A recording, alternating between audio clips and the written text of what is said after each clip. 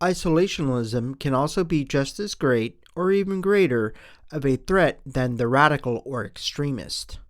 Isolationism can not only create weakness and make a society vulnerable to the outside, but also create the extremists on either or both sides within the society. Isolationism also provides a void that can give birth to and nurture the radical and extremist. Isolationism is not a force to combat head-on like the radicals. Isolationism imposes mental stagnation, which is contrary to human nature. Human nature cannot be avoided forever or completely. It may not seem like it at times, but humans cannot help themselves from thinking, at least on some level. Autonomy and differences cannot be suppressed indefinitely. Isolationism in the long term is not a solution.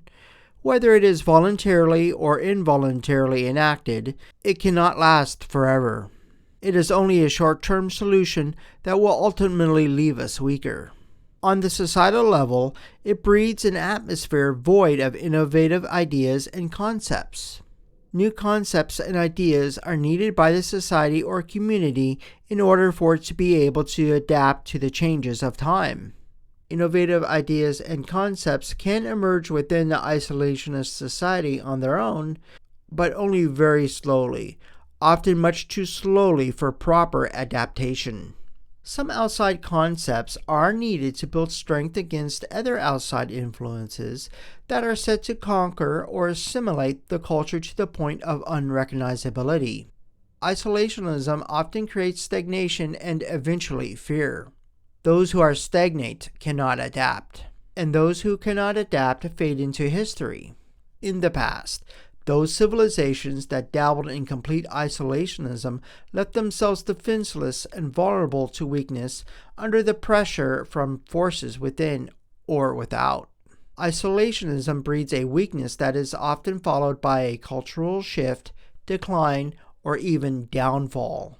Many civilizations, nations, cultures, and religions that have isolated themselves in the past have had what they know as their way of life end comparatively abruptly.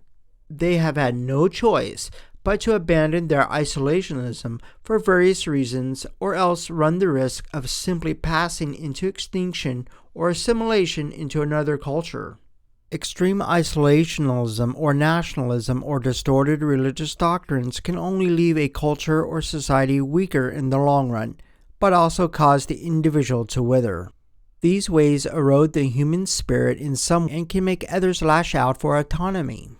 These practices can also create individuals who, after being suppressed for an extended amount of time, may not be fully equipped to handle autonomy when it does happen.